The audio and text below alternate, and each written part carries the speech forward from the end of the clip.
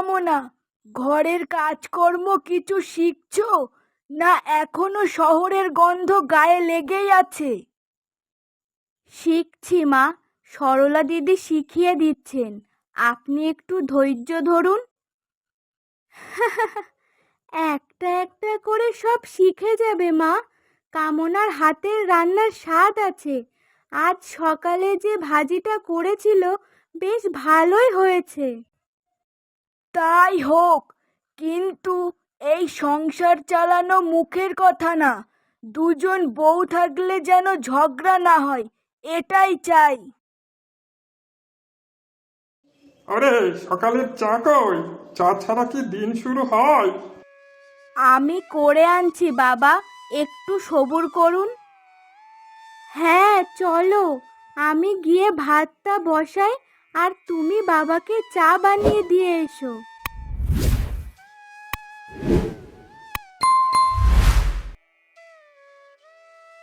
বাবা, আপনার চা। সকালে চা না খেলে আমার আবার একদম চলে না।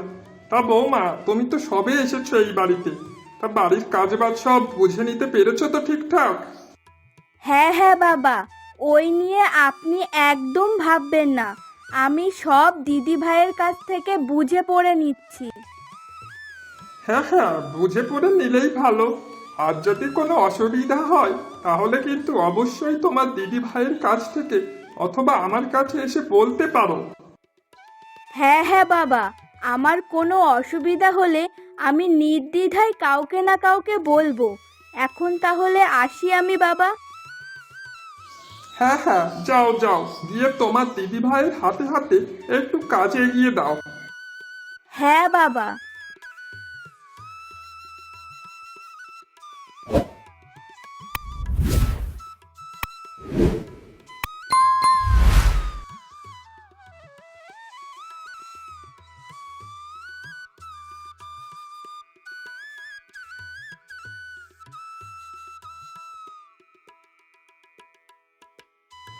ভাই, তুই এবার তাহলে এক কাজ কর, বলদগুলোকে নিয়ে দীপক চাষির বাড়িতে দিয়ে আসিস, আর তারপরে বাড়ি ফিরে যাস।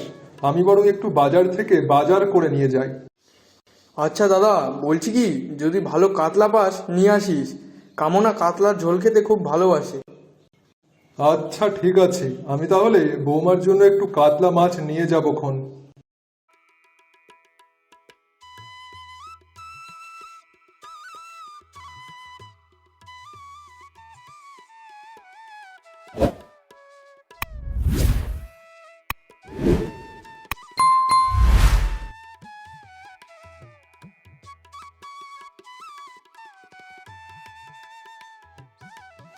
কিরে বন্ধু, কোথায় যাচ্ছিস? এই একটু বাজারের দিকে যাব। তা তুই বা কোথায় যাচ্ছিস? এই একটু মাঠের দিকে যাচ্ছি, বুঝেছিস? অনেক দিন ধরেই মাঠে যাওয়া হচ্ছে না।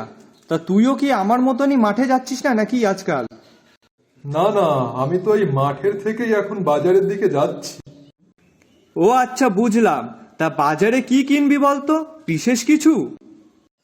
না রে, মায়ের কথা একটু সবজি আর আলু পটল আনতে যাচ্ছি। ঘরে যা ছিল সবই প্রায় শেষ। এখন তো জিনিসপত্রের দামই এমন চড়া, কিনতে গেলেই ভয় লাগে। আর বলিস না রে, পকেটে তো টাকা নেই বললেই চলে। মা বলল যা আছে তাই দিয়ে কিছু নিয়ে আসিস। বুঝলি, সংসার চালানো এখন একেবারে যুদ্ধের মতো। হ্যাঁ রে ভাই, আমাদের ঘরেও তো সেই অবস্থা। বাবা তো সারাদিন খেটেও কিছু জমাতে পারে না, আর আমার তো ওই যা টুকটাক চাষবাস, এতে ওতে আর হয় না।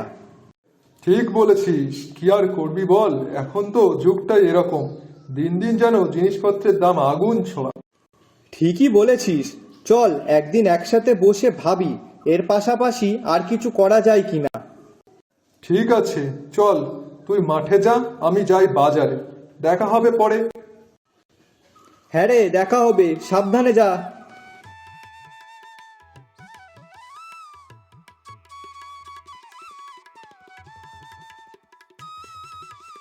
কিরে, তোদের মাঠে কাজ হয়ে গেল? হ্যাঁ দাদা, এই হলো সবে। তোর দাদাকে তো দেখছি না। আসলে দাদা একটু মাঠ থেকে বাজারে গেছে, আর দাদা আমাকে বলদের টাকাও দিয়ে গেছে। ও আচ্ছা, ঠিক আছে। তা এখন কেমন চলছে তোর বিয়ের পরে সংসার? চলবে কি দাদা, একটা নতুন মানুষ ঘরে এসেছে, সবকিছু নতুন করে শুরু হয়েছে। তোর বউ তো খুব চুপচাপ গোছের মেয়ে মনে হয়। হ্যাঁ দাদা, খুব সহজ সরল, একদম কম কথা বলে, মার সঙ্গে ভালো মিলে গেছে, কাজকর্ম শেখারও চেষ্টা করছে। তুই কিন্তু এখনো একেবারে ছেলে মানুষ। সংসার কি করে চালাতে হয় সেটা শিখতে হবে কিন্তু। শুধু বউ আনলেই চলবে না, সংসার বুঝতে শেখো। হ্যাঁ দাদা, মাঝে মাঝে তো নিজেই ঘাবড়ে যাই, একটা মেয়েকে ঘরে এনেছি, ওকে ঠিক করে রাখবো না নিজেরে সামলাবো বুঝি না। হা হা হা, এটাই তো বিয়ে। গরিবের বিয়ে মানেই সংসারের যুদ্ধ শুরু। তোর মা কেমন আছে? মা খুশি হয়েছে তার বৌমাকে পেয়ে, কিন্তু আমার চিন্তা হয় দাদা আর মা যেন কষ্ট না পায়, অনেক করেছে আমাদের জন্য। মা যেন কষ্ট না পায়, এই চিন্তা থাকলেই তুই ভালো বড় হবি, ভালো ছেলে হবি। তবে একটা কথা বলি, সংসারের কষ্ট আসবেই, কিন্তু একসাথে থাকলে তা সহনীয় হয়। মাঝে মাঝে ভাবি এই বয়সে বিয়ে করে ভুল করে ফেললাম না তো। না রে, বিয়ে ভুল নয়, সময় হলে বুঝবি। একটা মেয়ে পাশে থাকলে সে তোকে কত সাহায্য করে। এখন যা, বাড়ি যা, তোদের চাল ডাল কিছু লাগলে বলিস, আমি তো আছি পাশে। আপনি না থাকলে কে আছে বলুন, এই গ্রামে আপনিই তো আমার নিজের মানুষ। হা হা হা, ওরে না রে, মানুষই তো মানুষের পাশে থাকবে নাকি? হ্যাঁ তা তো অবশ্যই। ঠিক আছে ঠিক আছে দাদা, আমি এখন বাড়ি যাই তাহলে। আচ্ছা ঠিক আছে, যা তাহলে, সাবধানে যাস কিন্তু। হ্যাঁ দাদা।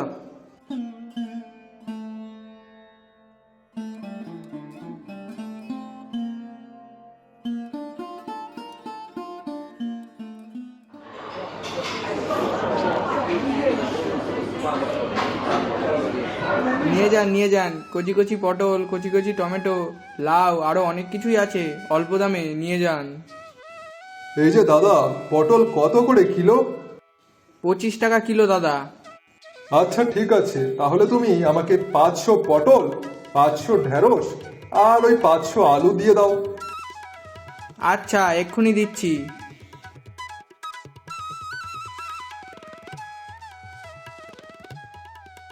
কামনা, ও কামনা, এদিকে একটু আসো তো।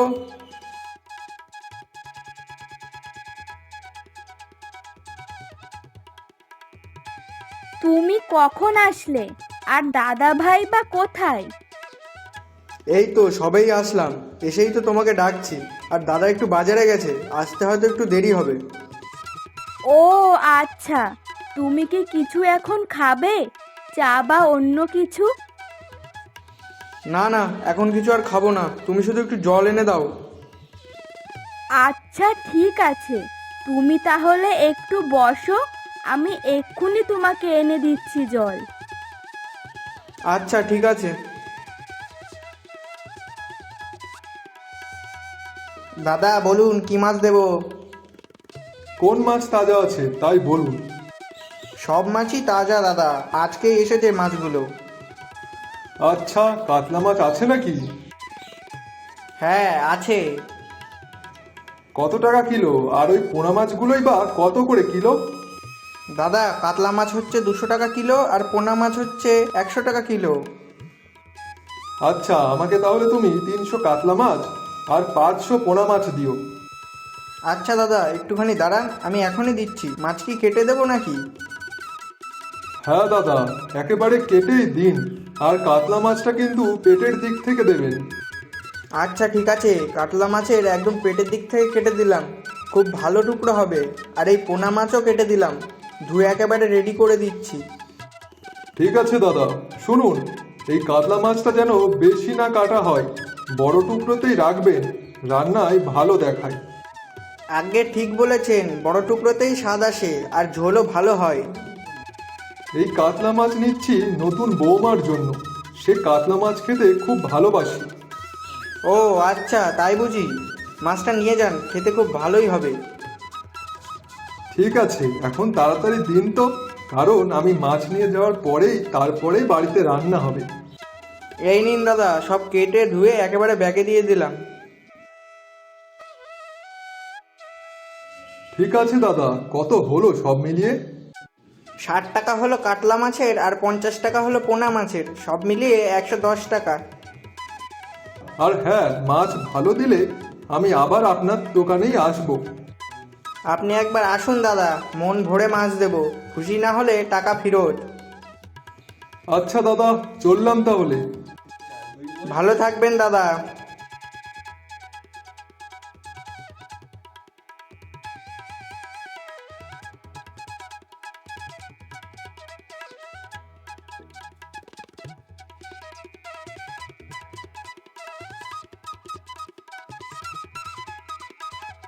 এই নাও জল।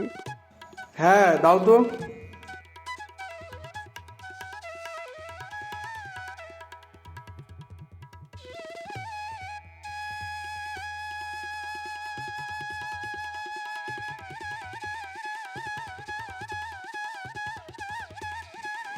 এই নাও বৌমা, তোমার জন্য আজকে কাতলা মাছ এনেছি। আমি বাজারে যাওয়ার সময় ভাই আমাকে বলে দিয়েছিল যে তুমি কাতলা মাছ খেতে ভালোবাসো, তার জন্য কাতলা মাছ এনেছি। ও তাই বুঝি, তাহলে তো আজকে খাওয়া জমে যাবে। হ্যাঁ হ্যাঁ, যাও যাও, আর দেরি করো না, মাছগুলো নিয়ে যাও। নিয়ে গিয়ে তুমি আর তোমার দিদি মিলে তাড়াতাড়ি রান্নাটা সেরে ফেলো। হ্যাঁ হ্যাঁ দাদা, এক্ষুনি যাচ্ছি।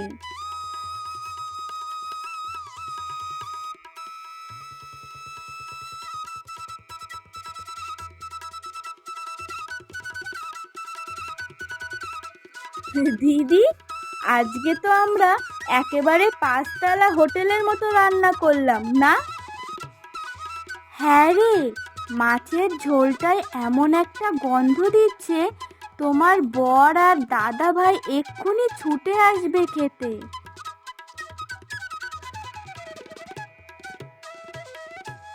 বাহ কামনা, রান্নাটা অসাধারণ হয়েছে। তোমাদের দুজনেরই হাতের যে রান্নার অসাধারণ স্বাদ। মেয়েরা যখন মন দিয়ে রান্না করে তখন সে রান্নার আলাদাই একটা স্বাদ থাকে। হ্যাঁ, আজ অনেক দিন পর মনে হচ্ছে একসাথে খাওয়া হচ্ছে। সংসারের সব ঝামেলা ভুলে একটু শান্তি পেলাম যেন। মা, আমরা যদি একসাথে থাকি তাহলেই তো সব কিছু ভালো লাগে। খাবার হোক বা কথা, সবার সঙ্গে ভাগ করে নিলেই তার আনন্দ হয়। ঠিক বলেছিস, তুই সংসারে এসে শুধু রান্নাঘরটা নয়, আমাদের মনটাও গুছিয়ে দিয়েছিস। কামনা, তুমি শুধু আমাদের ঘরের বউ না, আমাদের ঘরের লক্ষ্মী। এসব বললে কিন্তু আবার মাছ ঝোলে নুন বেশি পড়ে যাবে পরের বার।